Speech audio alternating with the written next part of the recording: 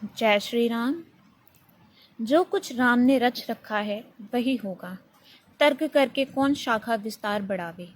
मन में ऐसा कहकर शिव जी भगवान श्री हरि का नाम जपने लगे और सती जी वहां गई जहां सुख के धाम प्रभु श्री रामचंद्र जी थे। सती बार बार मन में विचार कर सीता जी का रूप धारण कर के उस मार्ग की ओर आगे होकर चली जिससे सती जी के विचार अनुसार मनुष्य के राजा रामचंद्र जी आ रहे थे। सती जी के बनावटी वेश को देखकर लक्ष्मण जी चकित हो गए और उनके हृदय में बड़ा भ्रम हो गया। वह बहुत गंभीर हो गए, कुछ कह नहीं सके। धीर बुद्धि लक्ष्मण प्रभु श्री रघुनाथ के प्रभाव को जानते थे। सब कुछ देखने वाले और सबके हृदय की जानने वाले देवताओं के स्वामी श्री रामचंद्र जी सती के कपट को जान गए, जिनके स्मरण मात्र से अज्ञान का नाश हो जाता है, वही सर्वज्ञ भगवान श्री रामचंद्र जी हैं। स्त्री स्वभाव का असर तो देखो कि वहाँ उस सर्वज्ञ भगवान के सामने भी सती जी छिपाव करना चाहती हैं। अपनी माया को, बल को हृदय में बखान कर श्री रामचंद्र जी हंसकर कोमल वाणी से बोले। पहले प्रभु ने हाथ जोड़कर सती को प्रणाम किया और पिता सहित अपना नाम बताया। फिर कहा कि वृषकेतु शिव जी कहाँ हैं? आप यहाँ वन में अकेली किस लिए फिर रही हैं? श्री रामचंद्र जी के कोमल और रहस्य में भरे वचन सुनकर सती जी को बड़ा संकोच हुआ। वह डरती हुई चुपचाप शिव जी के पास चली। उनके हृदय में बड़ी चिंता हो गई कि मैंने शंकर जी का कहना न माना न और अपने अज्ञान का श्री रामचंद्र जी पर आरोप किया। अब जाकर मैं शिव जी को क्या उत्तर दूंगी? यूँ सोचते सोचते सती जी के हृदय में अत्यंत भयानक जलन पैदा हो गई। श्री रामचंद्र जी ने जान लिया कि सती जी को दुख हुआ।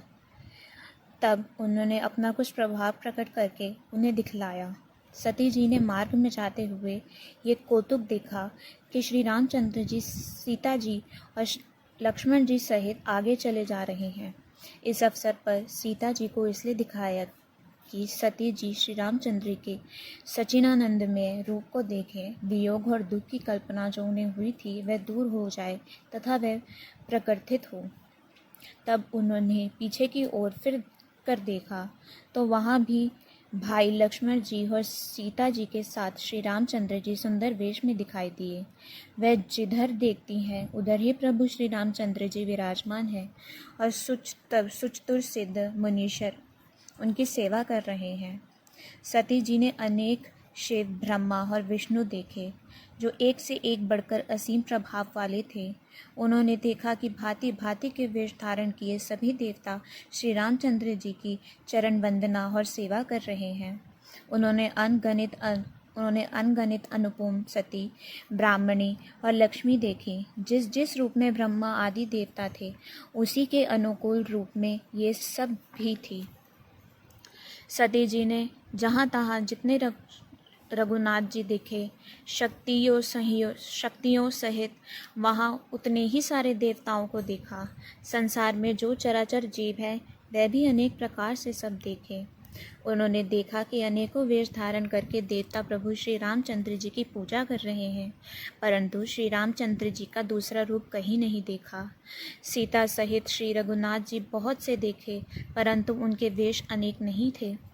सब जगह वही श्री रघुनाथ जी, वही लक्ष्मण और वही सीता जी। सती ऐसा देखकर बहुत डर गई।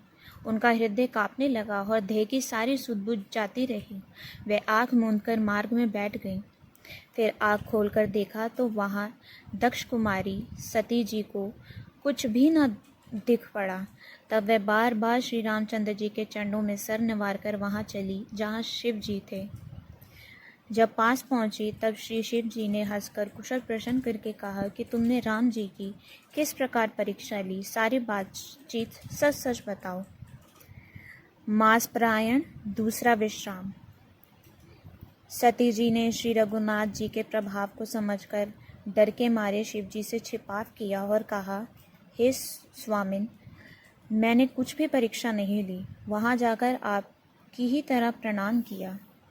आपने जो कहा वह झूठ नहीं हो सकता। मेरे मन में ये बड़ा पूरा विश्वास है। तब शिव जी ने ध्यान करके देखा और सती जी ने जो चरित्र किया था सब जान लिया। फिर श्री रामचंद्र जी की माया को सर नवाया, जिनसे प्रेरणा करके सती के मुंह से भी झूठ कहला दिया। सुजान शिव जी ने मन में विचार किया कि हरि की इच्छा रूपी भावी प्रबल है। सती जी ने सीता जी का वेश धारण किया। ये जानकर शिव जी के हृदय में बड़ा विषाद हुआ। उन्होंने सोचा कि यदि मैं अब सती से प्रीति करता हूँ तो भक्ति मार्ग लुप्त हो जाता है और बड़ा अन्याय होता है।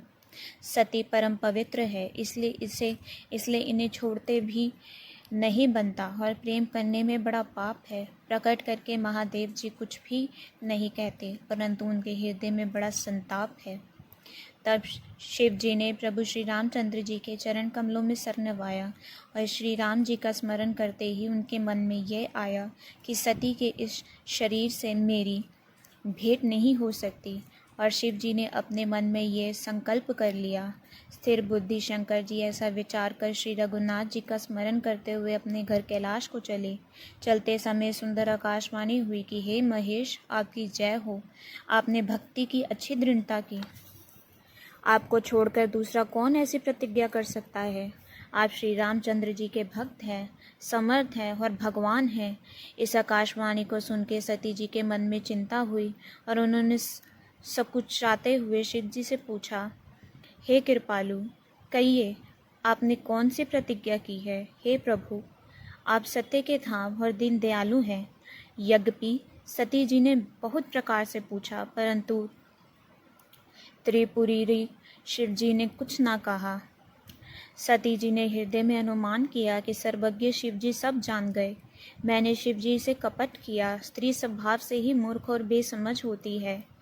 प्रीति की सुंदर रीति देखिए कि जल भी दूध के साथ मिलकर दूध के समान भाव बिकता है, परंतु फिर कपट रूपी खटाई पड़ते ही पानी अलग हो जाता है और स्वाद प्रेम जाता रहता है। अपनी करनी को याद करके सती जी के हृदय में इतना सोच है और इतना अपार चिंता है कि जिसका वर्णन नहीं किया जा सकता। उन्होंने समझ लिया कि शिव जी की कृपा के परम आथ्य सागर हैं। इससे प्रकट में उन्होंने मेरा अपराध नहीं कहा। शिव जी का रूप देखकर सती जी ने जान लिया कि स्वामी ने मेरा त्याग कर दिया और वह हृदय में व्याकुल हो उठी। अपना पाप समझकर कुछ कहते नहीं बनता, परंतु हृदय भीतर ही भीतर कुम्हार के आग के समान अत्यंत जलने लगा।